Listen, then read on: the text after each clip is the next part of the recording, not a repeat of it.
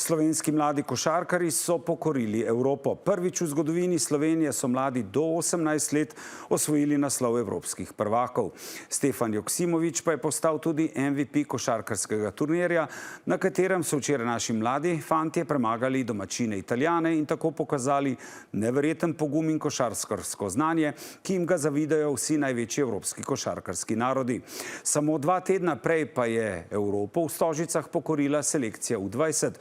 Kot kaže, v mlajših generacijah rastejo košarkarji, zaradi katerih nas ni treba skrbeti za slovensko člansko reprezentanco, ki se z mlajšo generacijo košarkarjev gradi okoli Luke Dončića, katere glavna preizkušnja bo prav gotovo Evropsko prvenstvo leta 2029, ki bo potekalo tudi v Ljubljani.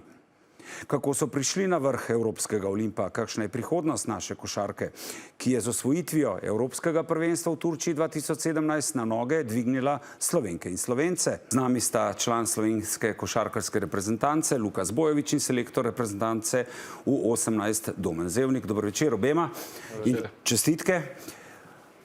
Če se ne motim, ste pred 3 meseci v enem od intervjujev napovedali, da bo Slovenija evropski prvak. Kako ste to vedeli? Pa čudil se, ker sem videl, kakšno ekipo imamo.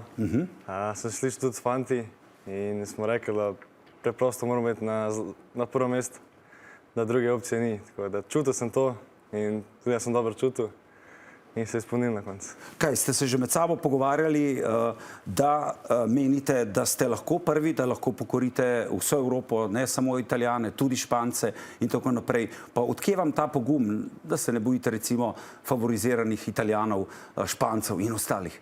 Pa mi kot ekipa se ne bojimo nobenega. Imamo res dobro samozavest v ekipi. Ni Španci, ni Italijani, niso predstavljali nekega pritiska. Mi smo sami igrali košarko in uživali v temu. Nasmejali ste se, samo uživali so v temu. Kako ste sestavili ta timski duh, ker vi pa ste pred tem evropskim prvenstvom dejali, kvaliteto imamo, samo moštvo moramo vzpostaviti oziroma timski duh? Ja, to je bilo zagotovo največja skrb. Že, se pravi, ta generacija je 2 leti nazaj imela evropsko prvenstvo, kjer so v to 4. tekmo, ki ti odloča, ali greš za borbo za najboljših 8 mest ali spodnji del, izgubili in od takrat so tudi oni čutili ta nek pritisk rezultata. Tako da mi smo vedeli, da je najbolj pomembna stvar, da jih povežemo.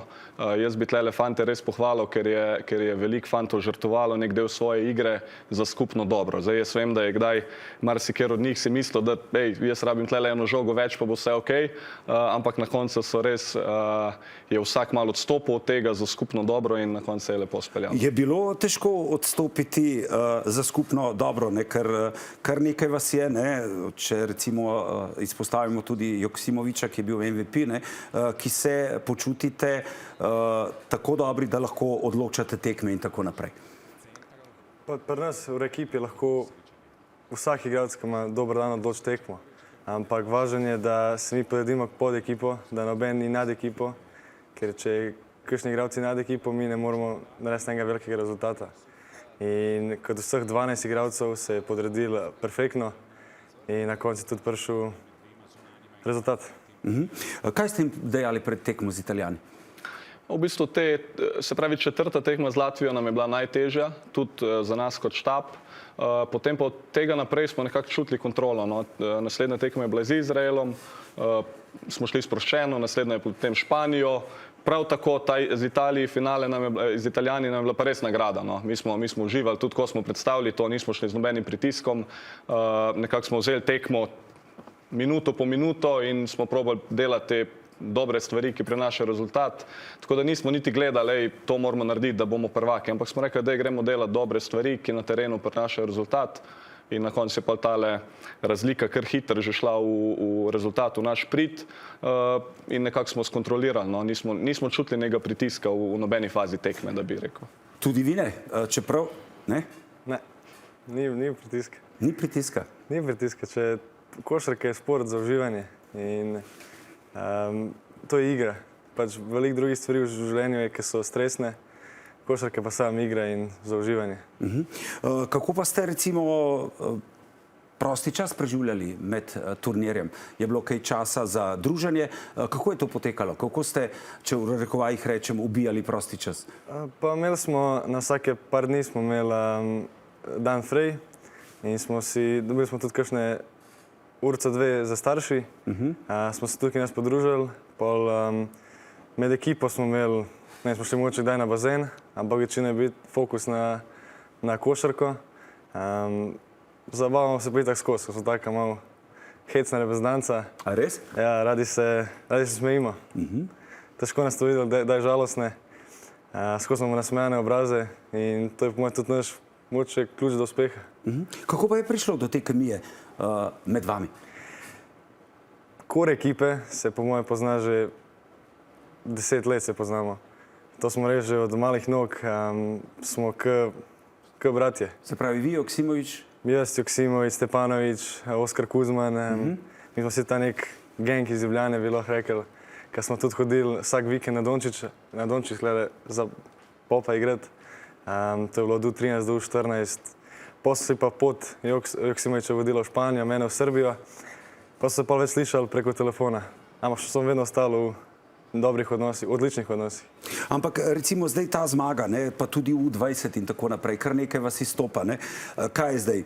Ko mi čakate, ne, omenili ste Luko Dončića, da igrate tudi v članski reprezentanci z njim? Ja, seveda mi je bilo to čas. Jaz sem delal, kaj je do mene, da prijem do tega nivoja. Zdaj pa, če mi bojo stručni štab mislil, da lahko pomagam, s veseljem bi prevalil. Povejte nam, gospod Zevnik, kakšna je prihodnost slovenske košarke, tudi članske, glede na to, da smo evropski prvaki v 18, v 20, da ostalih medalj sploh ne naštevam, pa glede na to samozavest, ki jo izžarevajo fantje, ne, pa še niso polnoletni? Ja, jaz bi rekel, da je zelo, zelo veliko fantov, ki bojo zagotovo tlele kandidirali za resno košarko. Veliko dela je pred njimi, ampak mislim, da smo na pravi poti. Jaz mislim, da v Sloveniji trenerji in klubi delajo zelo dobro, da trenerska organizacija dela zelo dobro z izobraževanjem trenerjev. Se pravi, da imamo dober kader, da se dobro dela, da je šport, košarka dobro pokrita iz vseh strani in verjamem, da ko te fantje pridajo v članske kategorije, da če bojo napredovali, če bojo pridni, če bojo stali na realnih tleh, da lahko kandidirajo in pomagajo naši reprezentanci nadaljevati te uspehe, ki so zdaj zadnja leta.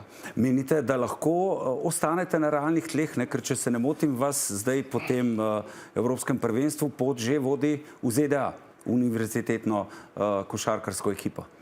Pač vedno biti najbolj si na realnih tleh, da se ne, ko zgubiš, da ne padeš, da ne potoneš in da ko zmagaš, da se ne vzvišuješ preveč.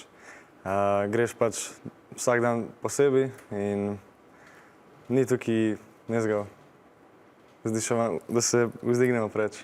Povejte nam, kam vas zdaj vodi pot? Kam greste zdaj po tem Evropskem prvenstvu? Grem v Ameriko na univerzo Wake Forest. Odhajam zdaj avgusta in to je moje prvo leto v Ameriki. Kakšno so pričakovanja? Kaj pričakujete? Pričakujem, vedno so pričakovanja največje. Prvo upam, da sem dobro vklopil v novo okolje, da se bom dobro razumel z ekipo, ker to je pač druga kultura. Jaz sem živel 4 leta v Srbiji, bo to malo drugače. Ampak pričakovanja so pa, da se marca igra college košarka, March Madness. Kaj pa vi, kam pa vas vodi pot? Kaj boste zdaj po evropskem? Z ženo na morje najprej. Pošteno. Ja, to moram. Potem pa nadaljujem v Krki. Se pravi, kot letos sem zdaj v novi sezoni prevzemam namesto Dejana Jakare, ki je nadaljeval v Bratislavi. Se pravi, prevzemam člansko ekipo, tako da je nov izziv tudi za vas. Tako. Če vas bo katerikoli selektor slovenske reprezentance poklical v ZDA, pridete, ne pridete? Jaz sem vedno na voljo za slovensko reprezentanco. To je čast in privilegija igrati, tako da jaz sem vedno na voljo. Če bo v moji sposobnosti, da igram, jaz bom tukaj. Najlepša hvala obema, da ste bila naša gosta in velika sreča tudi v prihodnjih izzivih. Hvala. Hvala lepa. Hvala za povabilo.